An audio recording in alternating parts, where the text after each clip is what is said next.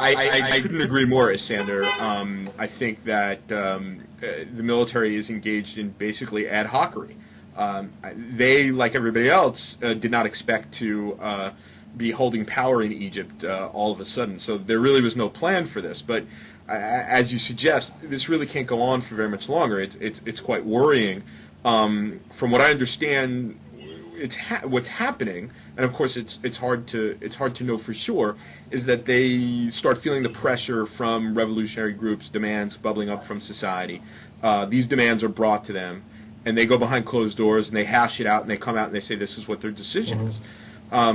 Thus far, the revolutionary groups have achieved much, but there still are a whole host of questions, and these guys do remain. It's very clear that these guys are, in some ways, trying to salvage what they can of their august position in both Egypt's narrative, political narrative, nationalist narrative, as well as their, I think, robust economic interests. And I think their concern is that in a more open and democratic political environment, those privileges and the lofty position that they've held since 1952 and the coup that brought the free officers to power, I think that is going to be, I think that's a concern for them in a more open political environment. Yeah, I entirely agree, Steve. And I think it's not, you don't have a process here, let's say like Eastern Europe in the 1990s, where, over the decade there was a process of, if you want, absolving of state institutions like the military, say in a place like Romania, partly because there was a transitional justice process, partly because there was pressure from the European Union, because some of these countries there was a promise of NATO integration, so reform of the military and change in civil-military relations. You don't have anything like this here. You have, one key relationship that this military has with the United States, and really with the United States military. It's a military-to-military relationship, and it's but it's not one that's at the level where the U.S. can realistically play a role in reforming the military. It doesn't have that legitimacy there. You don't have those kind of ties, nor do you have a track record of the U.S. doing this in Egypt anyway, or anywhere else in the Arab world. That's right. In fact, I was thinking about this not too long ago, that the United States, even if the United States wanted to do these kinds of things, doesn't really have any partners in the region to work with. The Saudis are working at cross purposes with the United States. Other leaders of the region who are managed to hold on and who are not facing turmoil are just keeping their heads down. And other countries in the region are confronting turmoil. There's not too much to work with. There are no Helmut Kohls, Margaret Thatchers, or Francois Mitterrands of the region with whom the United States can work with to kind of help bring these countries along, and who can help institutionalize a new role for the Egyptian armed forces in a new Egypt. Let me ask you another question, Issandr. I was in Washington. They just today is the conclusion of the big U.S. Islamic World Forum that the Brookings Institution puts on, and there's been a lot of discussion, quite obviously, in Washington about the role of the Muslim Brotherhood and the emergence of Salafist groups in Egypt and playing a political role. And an American Chamber of Commerce in the Egypt group came through the council a few days ago, and they themselves were harping on this issue. And they quite obviously have a lot to lose. They are of the elite, of the remnants of an establishment that enjoyed the fruits of the last 30 years. But my sense is that there's a lot of noise about the Brotherhood and the Salafist groups, and what exactly is transpiring. So my question to you is, what is going on with the Brotherhood? Well, I think, we just for the listeners, we might explain first the difference between not all Islamists are alike, and the Brotherhood is one thing. It's an old movement. It has a lot of weight in Egypt. It has, established in 1928. Salafism and Salafist groups don't really represent a coherent group. nor are they members or part of the Brotherhood. The relationship between them is somewhat uneasy because although they're both Salafists and they might agree on some things, in a very fundamental way, their attitude to politics is different.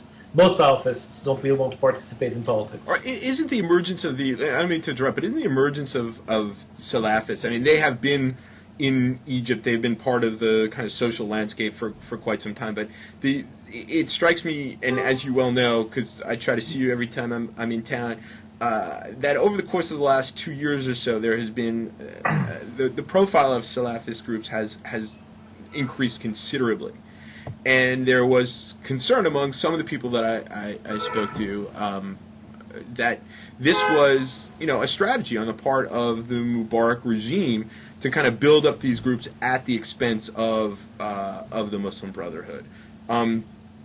What's your sense of that?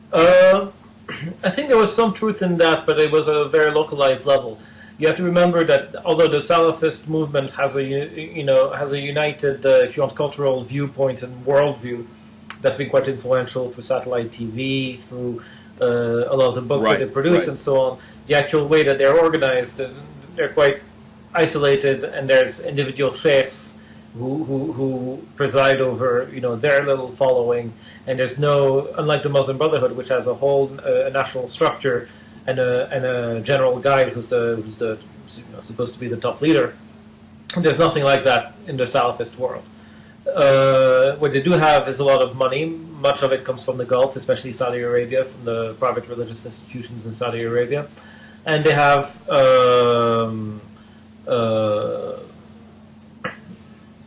I would say a certain cultural presence that's been increasing in the last 20 years. Now, this was around the March 19th referendum. This hysteria over Salafism is, and I do call it a hysteria because I think it's exaggerated. Not exaggerated in the sense that the problem is not serious and that these people don't really have an extremely retrograde view of Islam and of the way society should be organized, but exaggerated in the sense that their importance, I think, was really trumpeted by the media in the context of the referendum, with this idea that even though the referendum had nothing to do with the role of religion in the constitution, there was this idea by the media, because certain Salafist sheikhs spread it, that there was a relationship. And I think people are calming down a little bit now. And although the Salafists and their cultural impact is something of concern, most people who voted yes in the referendum on constitutional amendments, in my view, didn't vote yes because they thought that voting no would be a no to religious law, to Sharia. They voted because they wanted to back a smooth transition process. They wanted to go with the army. They wanted to, for various other reasons. Now, just going back to your original question, just to finish it up, I've had a bunch of meetings with Muslim brothers in recent weeks. My perception is that, of course, for them, this is a great moment. They're finding themselves in a position of being the most organized opposition group in Egypt, of having a chance not only at having an impact on parliament, government, policy, and so on, but also finally a chance to break some of the stalemates inside the group. So you're getting a lot of new ideas coming through. You're getting a lot of mid-level leadership that's emerging, and I think that within. Let me stop you there, because I think it'd be important for our listeners to understand a certain sense of the debate here in Washington about the Brotherhood and its own intentions. I think there is an appreciation that this, among some, that this is not a monolithic organization, and there's also an appreciation that this is not an organization that is somehow alien to Egyptian society, that it is an important social and political movement. All that being said, I think that there is another part of the debate in which people have grown quite concerned, precisely for that reason that you point out, that they find themselves as being the most organized and perhaps the best financed of any group in this kind of flowering Egyptian political arena, and that they're poised to take advantage of what to now has been a quite uncertain situation. And you're starting to see people talk about, well, benchmarks for Egyptian democracy, and that there needs to be a recognition on the part of the United States that what goes is not just what goes, that the United States should make it clear that it doesn't look kindly upon the emergence of a more influential Muslim Brotherhood. To me, that seems completely divorced from reality. It's only divorced from his reality. It's divorced from past practice. It's not only divorced from reality. It's divorced from past practice. Right. So, this is something I think is going to be part of a conversation about U.S. foreign policy that's going to come up. Particularly, I think that these issues, I think the Middle East in general is now, and not the traditional issues in the Middle East, but what's going on in the Arab world is going to come to define Obama's foreign policy. And I think that you're going to see a lot of politics around this question of the Muslim Brotherhood and Islamist politics in general in the region, and I think it's going to be a fight, and I think it's going to be a fight with regard to how the United States positions itself and how it tries to work in Egypt going forward. I think it's an unavoidable issue, especially as the Republican primary is essentially kicking off. You have a number of candidates who have now declared, and they're going to be looking for every advantage, and the Middle East is certainly going to be one of them. They use that. But anyway, let's get back to Egypt. It's an interesting thing because that Washington debate actually that you talk about, can have potentially a huge impact here. It's not what people are thinking about though right now. I have to say, over here, except among the Muslim brothers. When I sit down with some Muslim Brotherhood people, they're in the process of setting up a special unit within the Muslim Brotherhood whose entire job is engagement with the West and pushing in Washington, in London, in other capitals, the idea that the Muslim Brothers are people that they can do business with, the Muslim Brothers are not going to start chopping people's hands off, and so on and so forth. And so they're very aware of this. They're very, very keen on from their perspective, educating Western policymakers, the Western policy community generally, about what they want. And I think they're treading carefully on this. But it's been quite interesting to see some of the things that they've decided to do in the last few weeks. I just mentioned this engagement unit. They're launching a think tank to put out not only for domestic consumption, policy papers just like you do at CFR, but also I think to explain themselves better to the West. Well, I'm not sure it's going to help the debate when it in Washington, but I certainly think that I'm constantly impressed with the Brotherhood's ability to understand and operate in the political environment and what they need to do. It's far more sophisticated than people would give them credit for. But the broader issue about the United States in Egypt, I think, is an important one, and I think it's important to get a sense of how Egyptians are thinking about it, which is not very much at all. I mean, as you well know, I was in Cairo at the kickoff of the uprising, and the best that I could tell from being in Tahrir and around and chasing down different places where protests were going on, there wasn't much of a discussion of the United States. But what I've been warning people is just because you did not see people burning American flags either in Tahrir or on the Corniche in Alexandria, it doesn't mean that Egyptians aren't aware of their recent history, and it doesn't mean that they are not mistrustful of the United States and its intentions. And in fact, at the same time that there were tens of thousands of people in Tahrir Square before, and even after the protests got quite big. Washington, the State Department in particular, was a little tinnier on questions. The State Department spokesman talking about the time for reform is now, when events in Cairo were well past that. Even in the first few days, you knew that this was not really a question of the United States coming in and saying time for reform. Protesters had larger goals in mind, and as a result, my sense is that the United States needs to step back and focus on kind of core first principles about nonviolence, democratic change, all those good accountability, transparency, and so on and so forth, without kind of showing up and wanting to influence this process or even be perceived as influencing the process of Egypt's transition. Does that track with what what your sense is? My sense is that that is right now what the Obama administration is doing. I think post-revolution, they've talked a lot about economic issues because they know that Egypt is very economically vulnerable, that it will probably need help to not necessarily although the Egyptians are acting for debt forgiveness and things like this, but I think support for.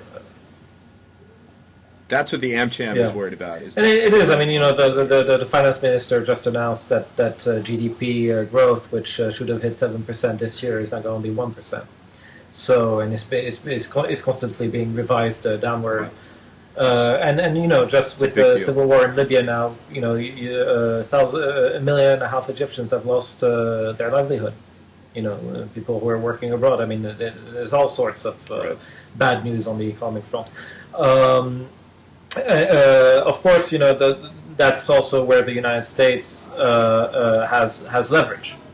I know that I read that the Republicans in Congress are now telling the Egyptians and AmCham people that this isn't a good time. When the government nearly closed down in the United States to come and ask for money. But it's not, I think, only directly about money. There's a lot of things the U.S. can do in terms of encouraging certain IMF and World Bank policies to support the Egyptian economy, generally giving a positive signal to the markets that, Egypt's short-term debt, which finances its now spiraling deficit, should be supportive, is a safe investment. And this is what the business people here are worried about. The other thing that they're worried about is, where does the corruption investigation stop? The fact of the matter was that this was a corrupt system. Right. Everyone, in government was on the take at some level, and every business that operated in Egypt had to cooperate with that way of doing business to some extent. So, and again, this is why the absence of a coherent transition process is worrying, because there's no consensus formed on how you tackle these issues. There's no the military isn't sitting down with the political parties and so on to say, okay, let's first admit what was wrong and investigate what was wrong with the old system. For instance, state security and the police and so on. These are institutions that any country needs to some extent. How to, the way the soft-dash way that it's just promised reform and then give state security in your name and then reappointed a lot of the same people doesn't really inspire confidence. There's the question of what's going to happen with the people, now hundreds of people who've been arrested by the military over the course of the last 2 months, is addressed in a very vague way. The question of whether people might have there might be a general amnesty where you might put on trial the main culprits, but you can't imprison everyone who works for the government.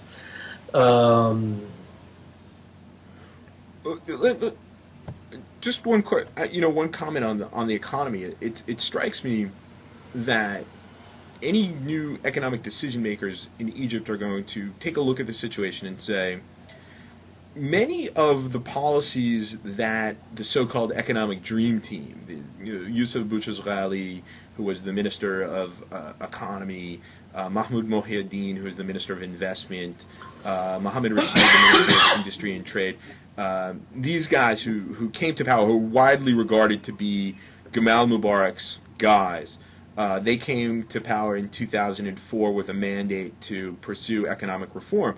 That any new economic team is going to look at this situation and say, you know what, at their base, the policies that these guys pursued were not so bad. What was bad was the corruption and the crony capitalism that grew up around it. Yet at the same time, there are important constituencies of the revolution who regard these economic reforms across the board as bad for them. Very specifically labor and the left, which is quite strong in Egypt. In a more open political environment, it strikes me that economic policy making is also going to be, at least in the short run, subject to public opinion, which could put Egypt further in the red and cause a whole host of additional economic problems on top of this dramatic and very sudden drop in GDP. One of the things that worries me quite a bit is this economic situation and how to get the economy back on track. And even if Washington uses its influence with the IMF and the World Bank and itself, Republican and Democrats alike in Congress find that Egypt is strategically important enough that we should engage in debt relief or a whole host of other policies, that still there's going to be tremendous pressure on the Egyptian government to take an entirely different tack from what had come before in the last decade or so. I agree. I think it's going to be a question of marketing. Is that, Gamal Mubarak and the so-called economic dream team of ministers in place since 2004 sold itself as liberal economic reformers. The next government, once there's elections and there's you move on from this interim government, depending on who's elected, depending on who appoints the cabinet, presumably it'll be the president will appoint a new cabinet once elected towards the end of the year. I think it's pretty clear it's not going to be saying we're here to carry out liberal economic reforms. They're going to say we're social democrats. That's the emerging consensus. I mean, yes, there's people more to the left, there's people who are more to the right or more economically liberal,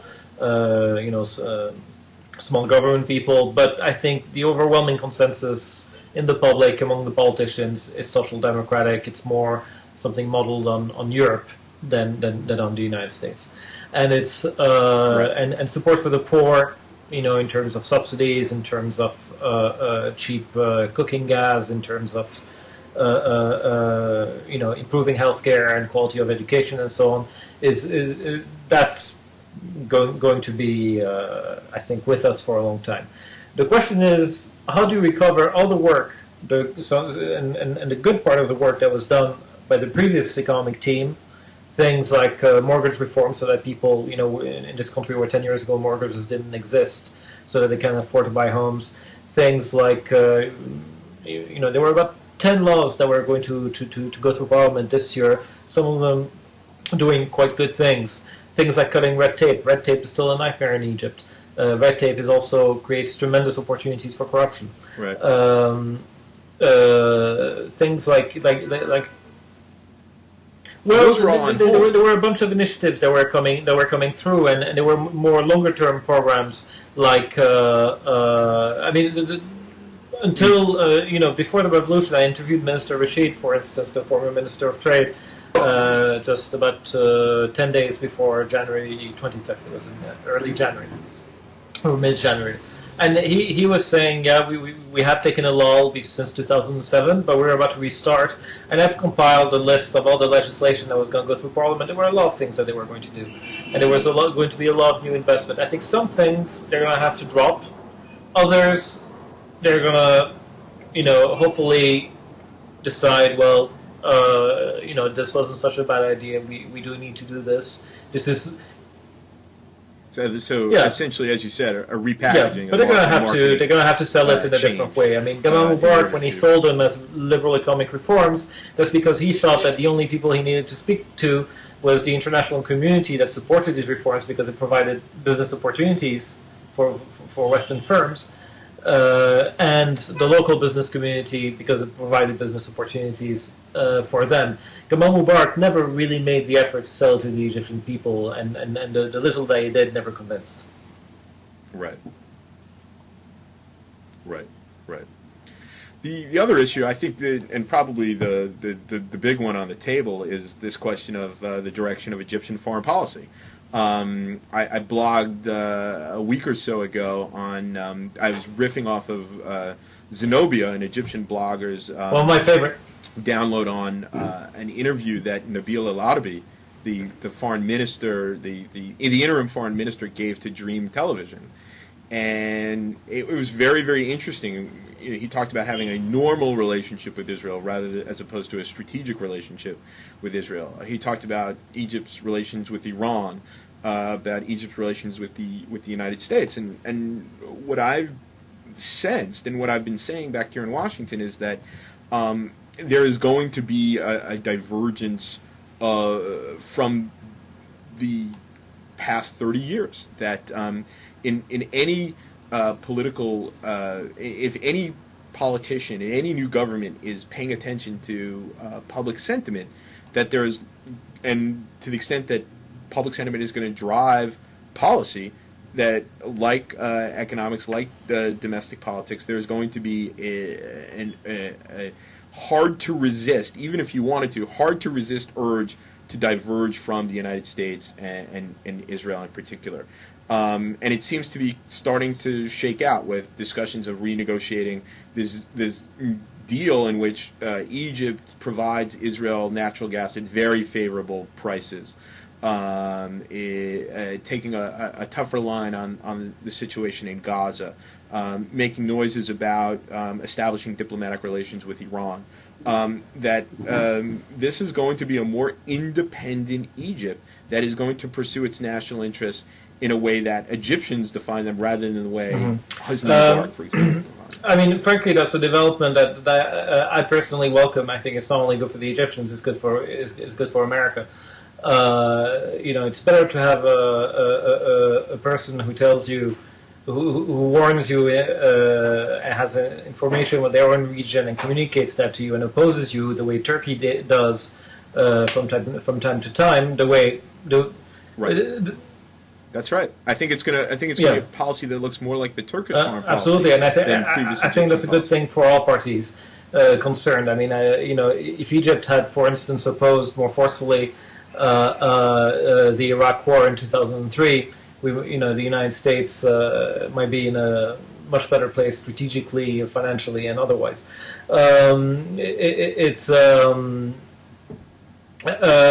That being said, I think it's too early to tell. It's too early to tell. I know Nabil Arabi, the foreign minister of Egypt, a very respected international jurist, a former justice on the International Court of Justice,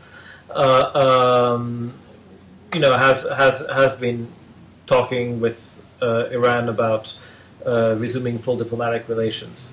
There's nothing wrong in itself with that. I think from the American perspective, in fact, it might even provide some better back channels to Iran. But it doesn't mean that I think Egypt's policy towards Iran is going to change overnight. There are still regional rivals on a strategic level. There's still a lot of nervousness about Iran's regional policy and specifically its support of Hezbollah and Hamas, and the Egyptian perception that you get, from a wide range of people, that Iran is a disruptive force in the region, that it's an anti-status quo force. And while the status quo may have changed for Egypt to some extent, that doesn't mean that they like having an Iran-financed Hamas on their border. Not because they don't like, sure. Even if the government of Egypt were to decide that Hamas has a righteous cause, they don't like the fact that Hamas is in some other country's pocket rather than their pocket. You know, the other thing is that is who does Nabil Arabi speak for today? I mean, he's the foreign minister of an interim government. He may indicate a trend, but we're not sure whether he's really a key decision maker, you know, as opposed to the military, and we're not sure that the next elected president of Egypt may go a different direction. Yes, I mean that's a very good point, because one of the things that I've been told is that, you know, you have kind of military guys standing behind these guys, and also from what I understand, Nabil Arabi, he walked back what he said about Iran a little bit. Not too long after he gave that interview. But it strikes me, and of course you're right, who does he speak for? But it strikes me that, again, these are the kinds of issues. These are the issues where Mubarak's policies were in sharp contrast to where the center of Egyptian public opinion was. And as a result, if Egypt makes a transition where not going to become a democracy overnight, but even where public opinion matters more in foreign policy making, it strikes me that these are the issues that are going to come into play. I don't disagree at all with you. I think a little bit of healthy distance between Washington and Cairo can make a lot of difference on a whole host of regional issues. In fact, Egypt will become a more important interlocutor should it regain its regional luster by distancing itself from the United States. Up till now, it's clear it's been seen as a lackey of Washington, and as a result, didn't have much to bring to the table. But again, Turkish foreign policy, if we can go back to that analogy, has given the Obama administration headaches, has caused considerable damage to Turkey on Capitol Hill. And I think we might be seeing another dynamic playing out that's similar to that with regard to Egypt. It's just, I think it's unavoidable, and the Washington politics. But Washington is going to have to adjust. You know, when you have the seismic change in the region, and the dust hasn't settled yet. We don't know. Events are moving so fast in Egypt, I think, and elsewhere in the region. We don't know where it's going to end up. You know, Washington is going to have to accept sooner or later that the post-Cold War era, the 1990s of the U.S. as global policeman and so on, that's over. It's not, you know, it's a much more multipolar world. It's a much more complicated world. It's a world in which America has less ability, just even internally. Just take a look at the economic picture. You know, I think to go and micromanage every part of the world, and what you need instead, since America is. Yeah, well, that's a big part of the debate about Libya. You know, I personally think that President Obama is doing a good thing in not taking the lead on Libya, because what you need is strong partners who can handle these issues on a regional level when they show up. You know, it makes sense for France to take a lead on Libya. It makes sense for eventually a country like Egypt to be in a position, it's not now, but eventually to be in a position to take a lead on a problem like Libya. Does it make sense for the United States halfway across? Right.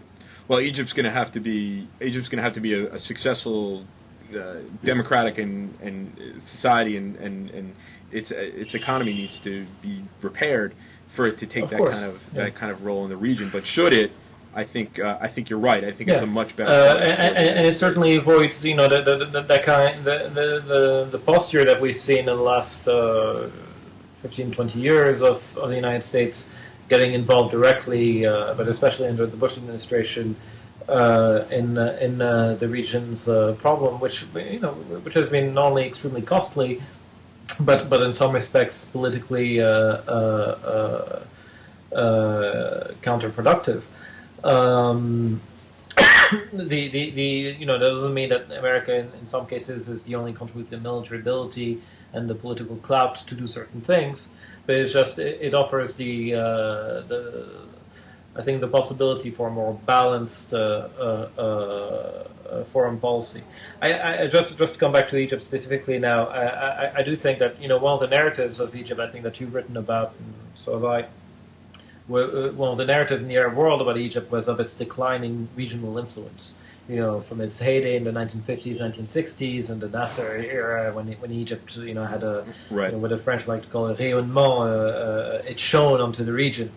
To the late Mubarak era, where it was, we had upstarts like Qatar sometimes play a more important and dynamic role in Egypt. The revolution doesn't change Egypt's influence overnight. It will take time to rebuild Egypt's ability to have that influence, right. And I think that there will be a debate within Egypt about, okay, do we stick with this old idea that Egypt needs to have an influence everywhere and meddle everywhere, or do we revise our foreign policy? Do we rethink it in a different direction? And I think this is why it's so exciting now, is because you're having these kind of conversations inside of Egypt that you couldn't have before, because the foreign policy was controlled by two people, the president and the chief of intelligence. Yeah. Omar Suleiman. I think it's a terrific point. I think you're probably going to see, and of course, predicting is a hard thing, especially in this. As I started out our conversation, this season of the unthinkable becoming reality. You'll probably won't see a return to that kind of Nasserist, trying to influence everywhere, but nevertheless a more successful Egypt, an Egypt that is pursuing a more independent foreign policy, is going to be a more attractive interlocutor for both Washington and the West at large, as well as the other regional partners. I think it's getting on time for me. I've got to shove off. As always, too. But it's been a real pleasure, Issandr. I'm going to be in Cairo, hopefully sometime either in May or June. So hopefully we'll be able to continue this conversation face to face. All right. Bye.